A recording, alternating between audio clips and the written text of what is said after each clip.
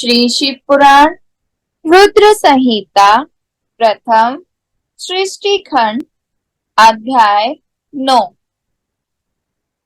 श्री हरि को सृष्टि की रक्षा का भार एवं भोग मोक्ष दान का अधिकार दे भगवान शिव का अंत ध्यान होना। परमेश्वर शिव बोले, उत्तम व्रत का पालन करने वाले हरे विष्णु, अब तुम मेरी दूसरी आज्ञा सुनो। उसका पालन करने से तुम सदा समस्त लोकों में माननीय और पूजनीय बने रहोगे। ब्रह्मा जी के द्वारा रचे गए लोक में जब कोई दुख या संकट उत्पन्न हो, तब तुम उन संपूर्ण दुखों का नाश करने के लिए सदा तत्पर रहना। तुम्हारे संपूर्ण दुस्सह कार्यों में मैं तुम्हारी सहायता करूंगा। तुम्हारे जो दुर्जय और अत्यंत उत्कट शत्रु होंगे, उन सबको मैं मार गिराऊंगा। हरे, तुम नाना प्रकार के अवतार धारण करके लोक में अपनी उत्तम कीर्ति का विस्तार करो और सबके उद्धार के लिए तत्पर रहो। तुम रुद्र के ध्येय हो और रुद्र तुम्हारे ध्येय हैं। तुम में और रुद्र में कुछ भी अंतर नहीं है। जो मनुष्य रुद्र का भक्त होकर तुम्हारी निंदा करेगा, उसका सारा पुण्य तत्काल भस्म हो जाएगा। पुरुषोत्तम विष्णु तुमसे द्वेष करने के कारण मेरी आज्ञा से उसको नरक में गिरना पड़ेगा। यह बात सत्य है, इसमें संशय नहीं है।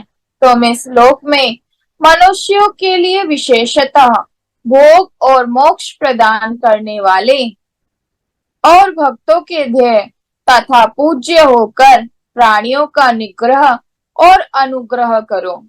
ऐसा कहकर भगवान शिव ने मेरा हाथ पकड़ लिया और श्री विष्णु को सौंपकर उनसे कहा, तुम संकट के समय सदा इनकी सहायता करते रहना। सबके अध्यक्ष होकर सभी को भोग और मोक्ष प्रदान करना तथा सर्वदा समस्त कामनाओं का साधक एवं सर्वश्रेष्ठ बने रहना।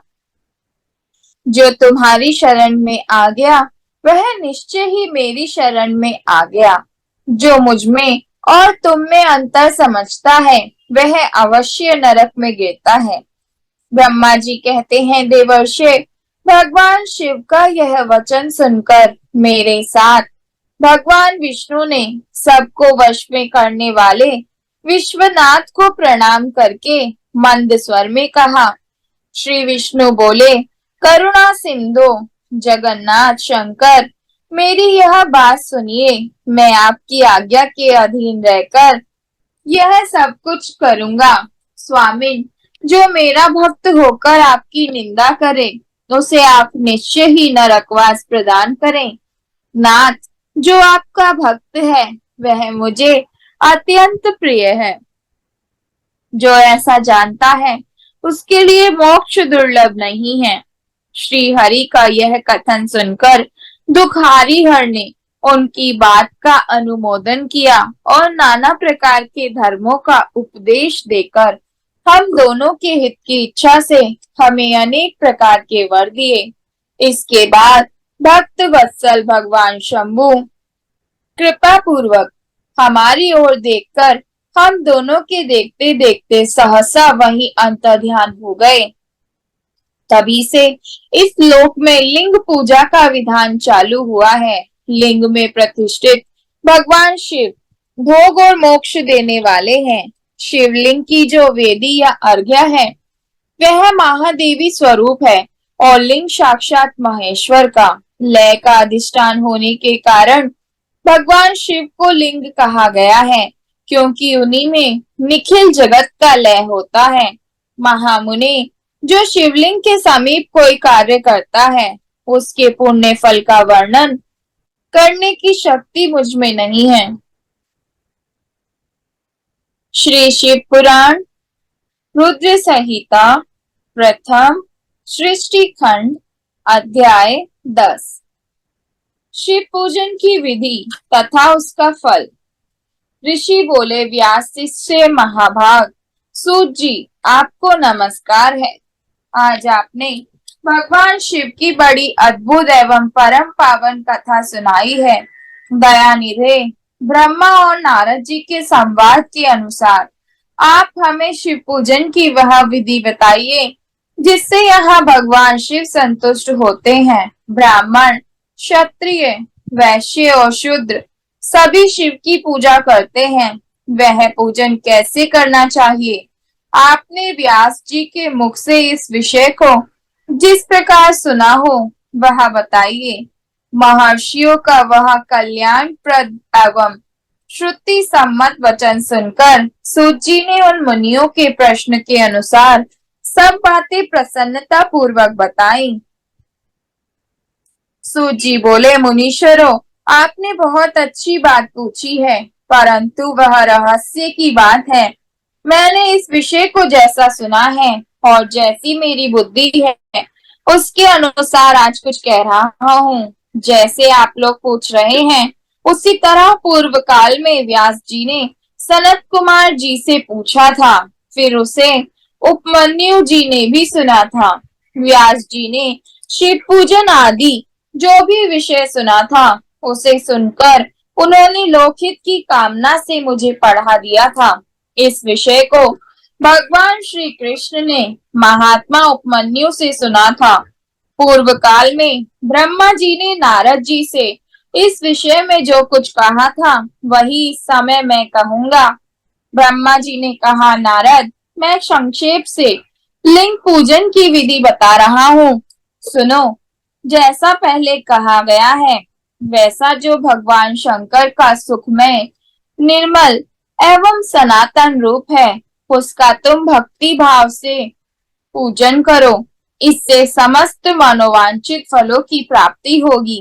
दरिद्रता, रोग, दुख तथा शत्रु जनित पीड़ा, ये 4 प्रकार के पाप तभी तक रहते हैं जब तक मनुष्य भगवान शिव का पूजन नहीं करता।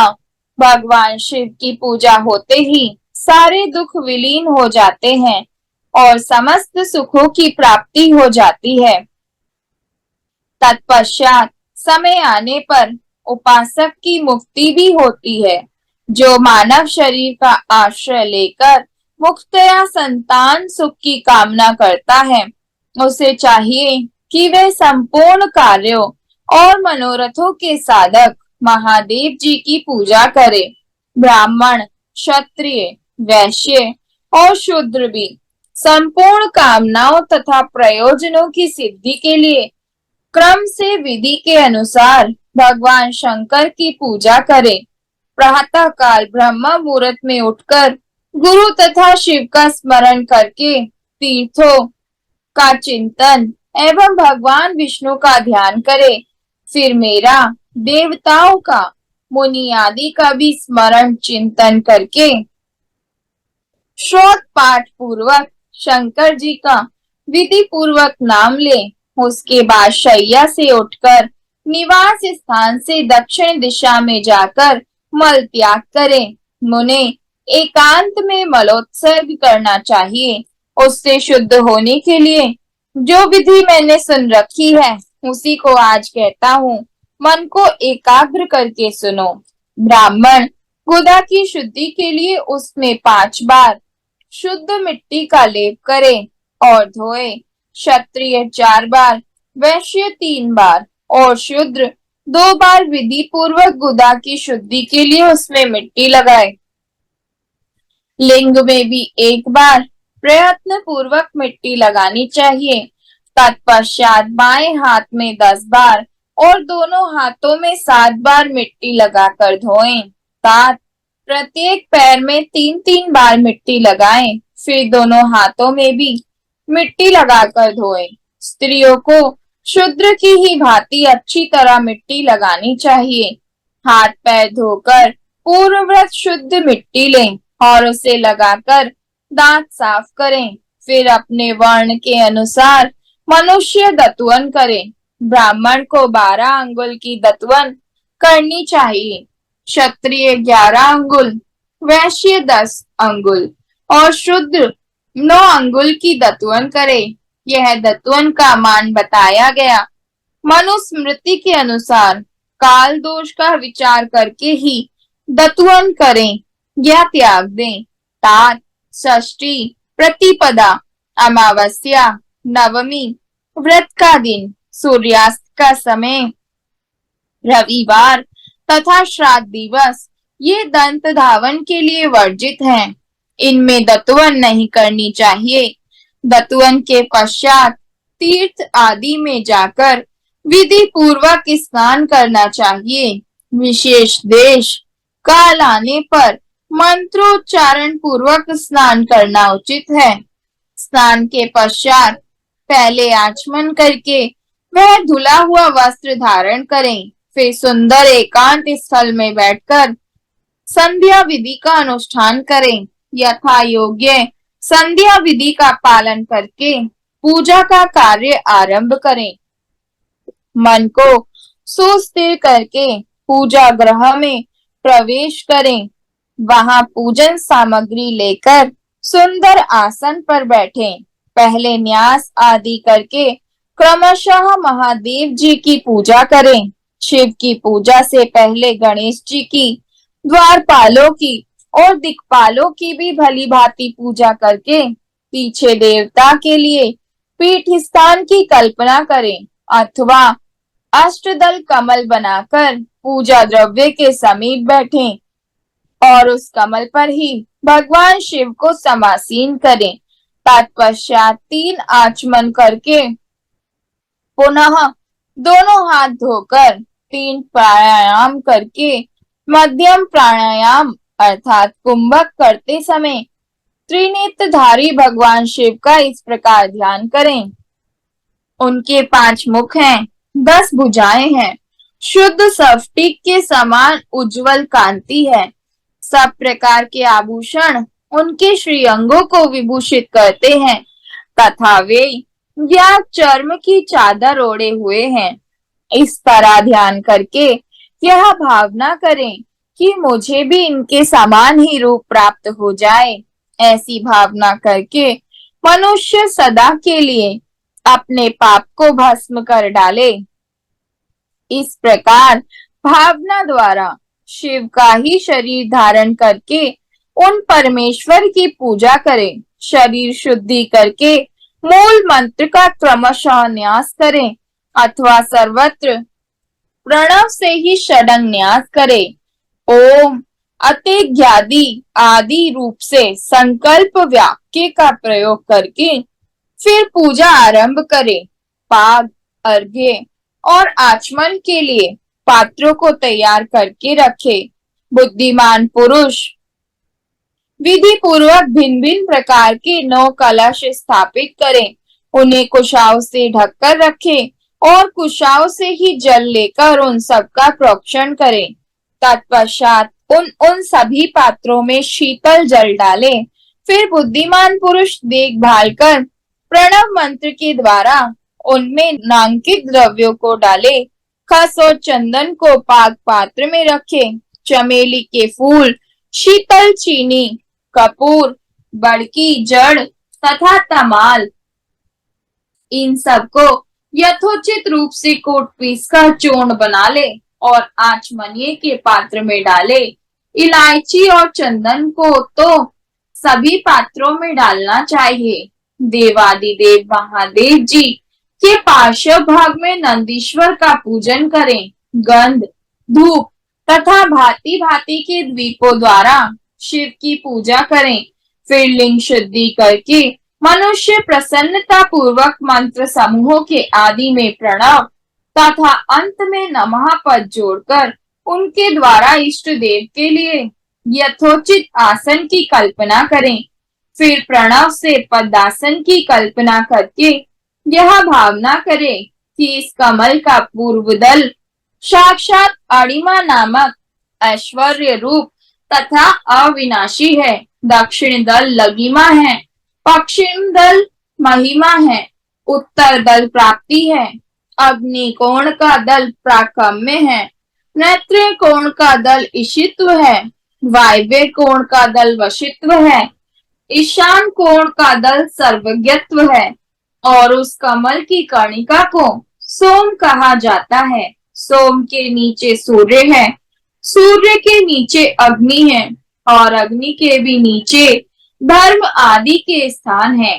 क्रमशः ऐसी कल्पना करने के पश्चात चारों दिशाओं में अव्यक्त महतत्व अहंकार तथा उनके विकारों की कल्पना करें। सोम के अंत में सत्व, रज और तम, इन तीनों गुणों की कल्पना करें। इसके बाद सगोजातम, प्रपगामी इत्यादि मंत्र से परमेश्वर शिव का आवाहन करके ओम वामदेवाय नमः इत्यादि वामदेव मंत्र से उन्हें आसन पर विराजमान करें। फिर ओम तत्पुरुषाय विद्महे इत्यादि रुद्र गायत्री द्वारा इष्ट देव का सानिध्य प्राप्त करके उन्हें अघोरुम इत्यादि अघोर मंत्र से वहां निरुद्र करें। फिर ईशानम सर्व विद्यानाम इत्यादि मंत्र से आराध्य देव का पूजन करें। पाग और आचमनीय अर्पित करके अर्घ्य दें। तत्पश्चात गंध और चंदन मिश्रित जल से विधि पूर्वक रुद्रदेव को स्नान कराएं। फिर पंचगव्य निर्माण की विधि से पांचों द्रव्यों को एक पात्र में लेकर प्रणव से ही अभिमंत्रित करके उन मिश्रित गव्य पदार्थों द्वारा भगवान को नहलाएं। तत्पश्चात पृथक पृथक दूध, दही, मधु, गन्ने के रस तथा घी से नहलाकर समस्त अभीष्टों के दाता और हितकारी पूजनीय महादेव जी का प्रणव के उच्चारण पूर्वक पवित्र द्रव्यों द्वारा अभिषेक करें। पवित्र जल पात्रों में मंत्रोच्चारण पूर्वक जल डालें। डालने से पहले साधक श्वेत वस्त्र से उस जल को यथोचित रीति से छान ले। उस जल को तब तक दूर न करे जब तक इष्ट देव को चंदन न चढ़ा ले। तब सुंदर अक्षतों द्वारा प्रसन्नता पूर्वक शंकर जी की पूजा करें। उनके ऊपर कुश, अपामार्ग, कपूर, चमेली, चंपा, गुलाब, श्वेत कनेर, बेला, कमल और उत्पल आदि भांति भांति के अपूर्व पुष्प एवं चंदन आदि चढ़ाकर पूजा करें। परमेश्वर शिव के ऊपर जल की धारा गिरती रहे, इसकी भी व्यवस्था करें। जल से भरे भांति भांति के पात्रों द्वारा महेश्वर को नहलाएं। मंत्रोच्चारण पूर्वक पूजा करनी चाहिए, वह समस्त फलों को देने वाली होती है। तात, अब मैं तुम्हें समस्त मनोवांछित कामनाओं की सिद्धि के लिए उन पूजा संबंधी मंत्रों को भी संक्षेप से बता रहा हूँ। सावधानी के साथ सुनो। पावमान मंत्र से वांग्य में इत्यादि मंत्र से रुद्र मंत्र तथा नील रुद्र मंत्र से सुंदर एवं शुभ पुरुषोक्त से श्री शुक्त से सुंदर अर्थवशीष के मंत्र से आनो भद्रा इत्यादि शांति मंत्र से शांति संबंधी दूसरे मंत्रों से भारुंग मंत्र और अरुण मंत्रों से अर्थाभिष्ट साम तथा देवव्रत साम से अभित्वाम इत्यादि रथंतर साम से पुरुषोक्त से मृत्युंजय मंत्र से तथा पंचाक्षर मंत्र से पूजा करें। 1 सहस्त्र अथवा 101 जलधाराएं गिराने की व्यवस्था करें। यह सब वेद मार्ग से अथवा नाम मंत्रों से करना चाहिए। तदंतर भगवान शंकर के ऊपर चंदन और फूल आदि चढ़ाएं। प्रणव से ही मुखवास आदि अर्पित करें। इसके बाद जो स्फटिक मणि के समान निर्मल, निष्कल, अविनाशी, सर्वलोक कारण, सर्वलोक में परम देव हैं, जो ब्रह्मा, रुद्र, इंद्र और विष्णु आदि देवताओं की भी दृष्टि में नहीं आते। वेदवेत्ता विद्वानों ने जिन्हें वेदांत में मन वाणी के अगोचर बताया है, जो आदि, मध्य और अंत से रहित तथा समस्त रोगियों के लिए औषध रूप है, जिनकी शिव तत्व के नाम से ख्याति है तथा जो शिवलिंग के रूप में प्रतिष्ठित है, उन भगवान शिव का शिवलिंग के मस्तक पर प्रणव मंत्र से ही पूजन करें। धूप, दीप, नैवेद्य, सुंदर तांबूल एवं सुरमय आरती द्वारा यथोक्त विधि से पूजा करके श्रोतों तथा अन्य नाना प्रकार के मंत्रों द्वारा उन्हें नमस्कार करें। फिर अर्घ्य देकर भगवान के चरणों में फूल बिखेरें और साष्टांग प्रणाम करके देवेश्वर शिव की आराधना करें।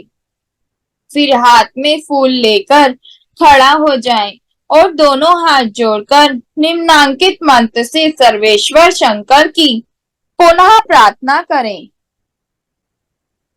अज्ञानदधीव ज्ञान जप पूजादिकं मया कृतस्तु सफलम कृपया तव शंकर। कल्याणकारी शिव, मैंने अनजान में अथवा जानबूझकर जो जब पूजा आदि सत्कर्म किए हों वे आपकी कृपा से सफल हों, इस प्रकार पढ़कर भगवान शिव के ऊपर प्रसन्नता पूर्वक फल चढ़ाएं। स्वस्ति वाचन करके नाना प्रकार की आशी प्रार्थना करें। फिर शिवा के ऊपर मार्जन करना चाहिए। मार्जन के बाद नमस्कार करके अपराध के लिए क्षमा प्रार्थना करते हुए पुनरागमन के लिए विसर्जन करना चाहिए। इसके बाद अघ से आरंभ होने वाले मंत्र का उच्चारण करके नमस्कार करें। फिर संपूर्ण भाव से विभोर हो इस प्रकार प्रार्थना करें। शिवे भक्ति शिवे भक्ति शिवे भक्ति भर्वे भव अन्यथा शरणं नास्ति तवमेव शरणं मम। प्रत्येक जन्म में मेरी शिव में भक्ति हो, शिव में भक्ति हो, शिव में ही भक्ति हो। शिव के सिवा दूसरा कोई मुझे शरण देने वाला नहीं। महादेव, आप ही मेरे लिए शरण दाता हैं।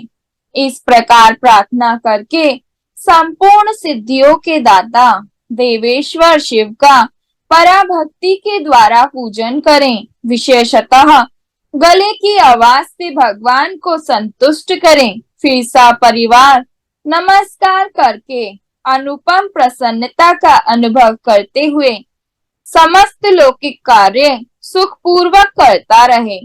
जो इस प्रकार शिव भक्ति परायण हो, प्रतिदिन पूजा करता है, उसे अवश्य ही पग पग पर सब प्रकार की सिद्धि प्राप्त होती है। वह उत्तम वक्ता होता है तथा उसे मनोवांछित फल की निश्चय ही प्राप्ति होती है।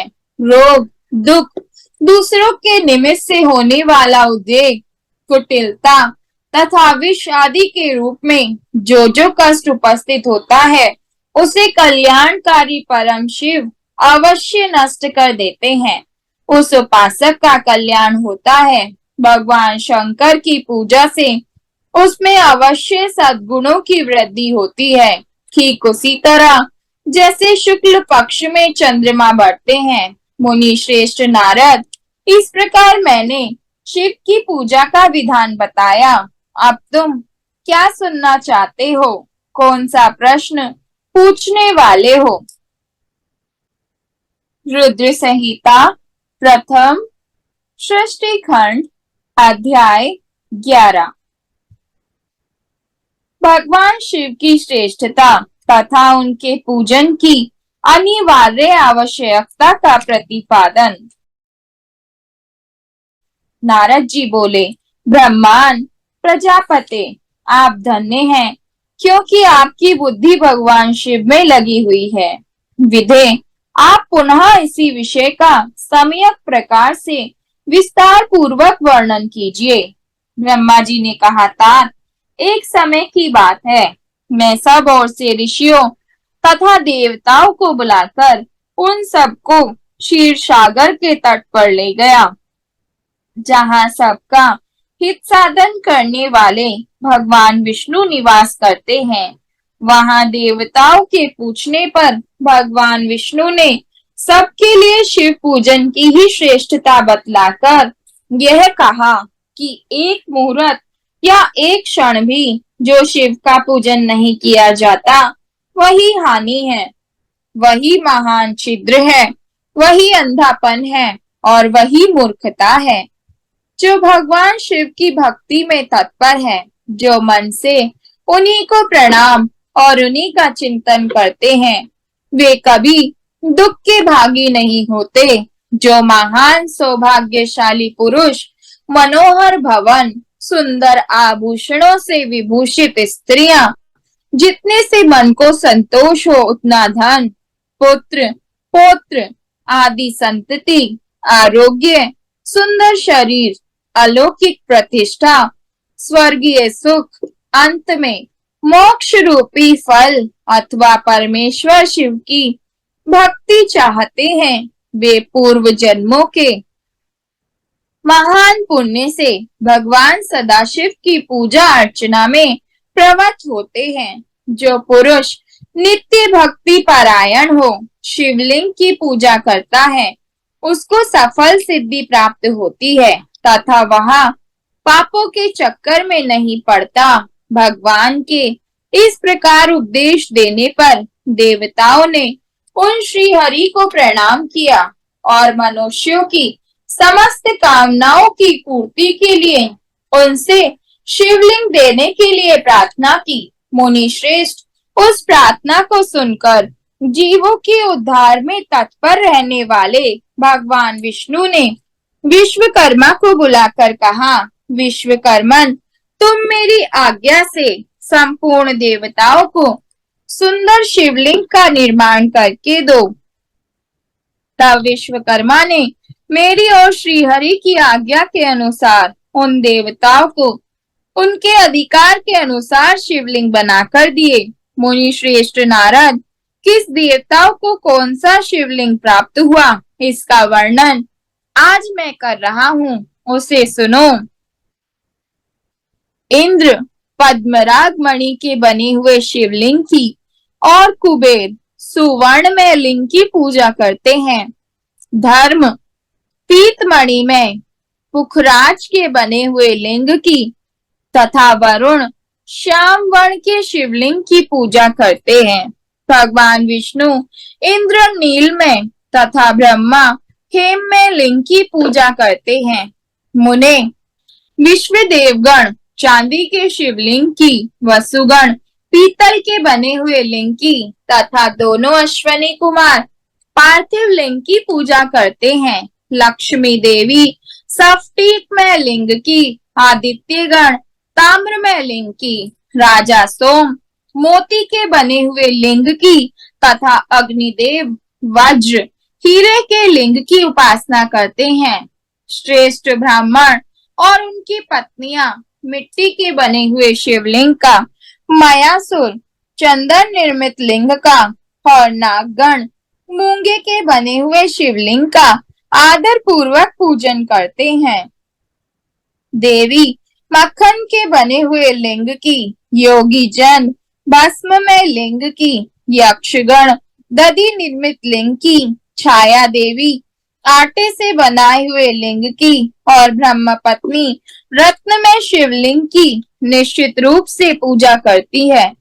बाणासुर पारद या पार्थिव लिंग की पूजा करता है। दूसरे लोग भी ऐसा ही करते हैं। ऐसे ऐसे शिवलिंग बनाकर विश्वकर्मा ने विभिन्न लोगों को दिए तथा वे सब देवता और ऋषि उन लिंगों की पूजा करते हैं। भगवान विष्णु ने इस तरह देवताओं को उनके हित की कामना से शिवलिंग देकर उनसे तथा मुझ ब्रह्मा से पिनाक पाणी महादेव के पूजन की विधि भी बताई। पूजन विधि संबंधी उनके वचनों को सुनकर देव शिरोमणियों सहित मैं ब्रह्मा हृदय में हर्ष लिए अपने धाम में आ गया। मुने, वहां आकर मैंने समस्त देवताओं और ऋषियों को शिव पूजा की उत्तम विधि बताई जो संपूर्ण अभिष्ट वस्तुओं को देने वाली है। उस समय मुझ ब्रह्मा ने कहा, देवताओं सहित समस्त ऋषियों, तुम प्रेम परायण होकर सुनो। मैं प्रसन्नता पूर्वक तुमसे शिव पूजन की उस विधि का वर्णन करता हूँ जो भोग और मोक्ष देने वाली है। देवताओं और मुनीश्वरों, समस्त जंतुओं में मनुष्य जन्म प्राप्त करना प्राय दुर्लभ है। उनमें भी उत्तम कुल में जन्म तो और भी दुर्लभ है। उत्तम कुल में भी आचारवान ब्राह्मणों के यहाँ उत्पन्न होना उत्तम पुण्य से ही संभव है। यदि वैसा जन्म सुलभ हो जाए तो भगवान शिव के संतोष के लिए उस उत्तम कर्म का अनुष्ठान करें जो अपने वर्ण और आश्रम के लिए शास्त्रों द्वारा प्रतिपादित है। जिस जाति के लिए जो कर्म बताया गया है उसका उल्लंघन ना करें। जितनी संपत्ति हो उसके अनुसार ही दान करें। कर्म में सहस्त्र यज्ञों से तपोयज्ञ बढ़कर है। सहस्त्र तपोयज्ञों से जप यज्ञ का महत्व अधिक है। ध्यान यज्ञ से बढ़कर कोई वस्तु नहीं है। ध्यान ज्ञान का साधन है, क्योंकि योगी ध्यान के द्वारा अपने इष्ट देव समरस शिव का साक्षात्कार करता है। ध्यान यज्ञ में तत्पर रहने वाले उपासक के लिए भगवान शिव सदा ही सन्निहित हैं। जो विज्ञान से संपन्न है उन पुरुषों की शुद्धि के लिए किसी प्रायश्चित आदि की आवश्यकता नहीं है। मनुष्य को जब तक ज्ञान की प्राप्ति ना हो तब तक वह विश्वास दिलाने के लिए कर्म से ही भगवान शिव की आराधना करे। जगत के लोगों को एक ही परमात्मा अनेक रूपों में अभिव्यक्त हो रहा है। एकमात्र भगवान सूर्य एक स्थान में रहकर भी जलाशय आदि विभिन्न वस्तुओं में अनेक से दिखते हैं। देवताओं, संसार में जो जो सत्य या असत्य वस्तु देखी या सुनी जाती है वह सब परम ब्रह्मा शिव रूप ही है, ऐसा समझो। जब तक तत्व ज्ञान ना हो जाए तब तक प्रतिमा की पूजा आवश्यक है। ज्ञान के अभाव में भी जो प्रतिमा पूजा की अवहेलना करता है उसका पतन निश्चित है। इसलिए ब्राह्मणों, यह यथार्थ बात सुनो। अपनी जाति के लिए जो कर्म बताया गया है उसका प्रयत्न पूर्वक पालन करना चाहिए। जहाँ जहाँ यथावत भक्ति हो उस आराध्य देव का पूजन आदि अवश्य करना चाहिए, क्योंकि पूजन और दान आदि के बिना पातक दूर नहीं होते। जैसे मैले कपड़ों में रंग बहुत अच्छा नहीं चढ़ता है, किंतु जब उसको धोकर स्वच्छ कर लिया जाता है तब उस पर सब रंग अच्छी तरह चढ़ते हैं। उसी प्रकार देवताओं की भली भांति पूजा से जब त्रिविध शरीर पूर्णतः निर्मल हो जाता है तभी उस पर ज्ञान का रंग चढ़ता है और तभी विज्ञान का प्राकट्य होता है। जब विज्ञान हो जाता है तब भेदभाव की निवृत्ति हो जाती है। भेद की संपूर्णतया निवृत्ति हो जाने पर द्वंद्व दुख दूर हो जाते हैं और द्वंद्व दुख से रहित पुरुष शिवरूप हो जाता है। मनुष्य जब तक गृहस्थ आश्रम में रहे तब तक पांचों देवताओं की तथा उनमें श्रेष्ठ भगवान शंकर की प्रतिमा का उत्तम प्रेम के साथ पूजन करे, अथवा जो सबके एकमात्र मूल है उन भगवान शिव की ही पूजा सबसे बढ़कर है, क्योंकि मूल के सींचे जाने पर शाखा स्थानीय संपूर्ण देवता स्वतः तृप्त हो जाते हैं। अतः जो संपूर्ण मनोवांछित फलों को पाना चाहता है वह अपने अभीष्ट की सिद्धि के लिए समस्त प्राणियों के हित में तत्पर रहकर लोक कल्याणकारी भगवान शंकर का पूजन करे।